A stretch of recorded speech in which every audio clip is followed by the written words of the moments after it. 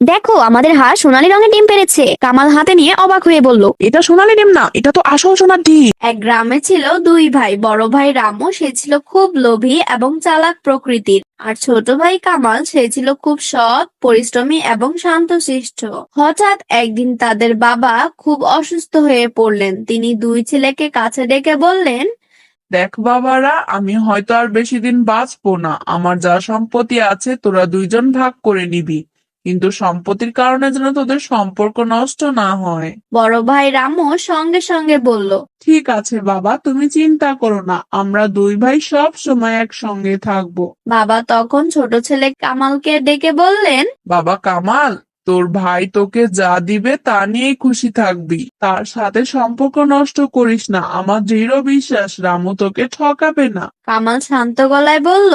ঠিক আছে বাবা, তুমি চিন্তা করো না। কিছুদিন পর তাদের বাবা মারা গেলেন। এবার শুরু হলো সম্পত্তি ভাগাভাগি। রামু বলল, দেখ কামাল, যেহেতু আমি বড় তাই আমি এই গরুটা নিব, তুই ছোট তাই তুই এই হাঁসের বাচ্চাটা নে। কামাল মাথা নিচু করে বলল।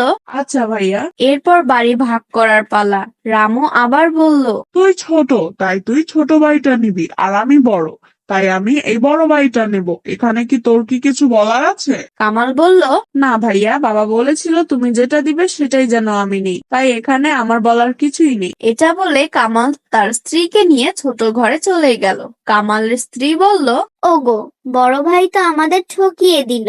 এখন আমাদের কি হবে? ঘরে তো একটুও খাবার নেই। কামাল স্ত্রীকে সান্ত্বনা দিয়ে বলল, চিন্তা করো না বউ, যাদের কেউ নেই তাদের আল্লাহ আছেন, আল্লাহই একটা ব্যবস্থা করবেন, তিনি উত্তম পরিকল্পনাকারী। ওদিকে বড় ভাইয়ের ঘরে আনন্দের শেষ নেই। রামুর স্ত্রী বলল, এতদিনে তুমি একটা কাজের কাজ করেছো। গরুটাও আমাদের, বড় বাড়িটাও আমাদের। রামু হেসে বলল।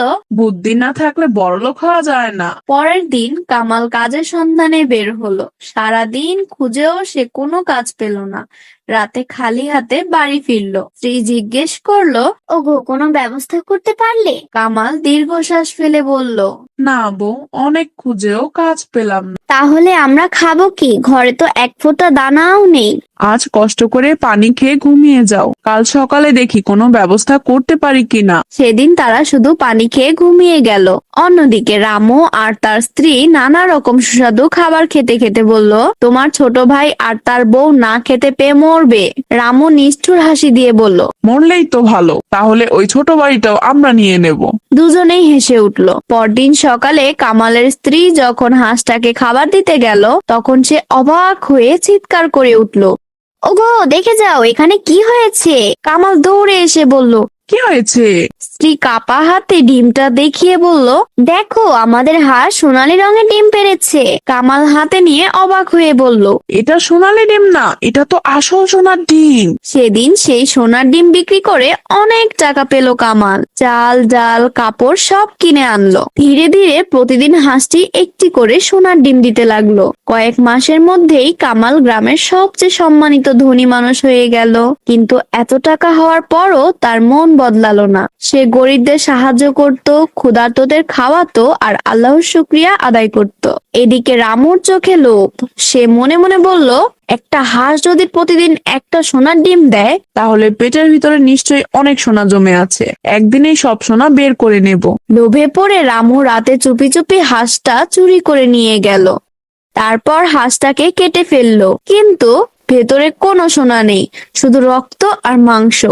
রামু মাথায় হাত দিয়ে বসে পড়ল। আমি কি করলাম? লোভ করতে গিয়ে সব শেষ করে ফেললাম। এরপর শুরু হলো তার দুর্ভাগ্য। হঠাৎ তার গরু অসুস্থ হয়ে মারা গেল।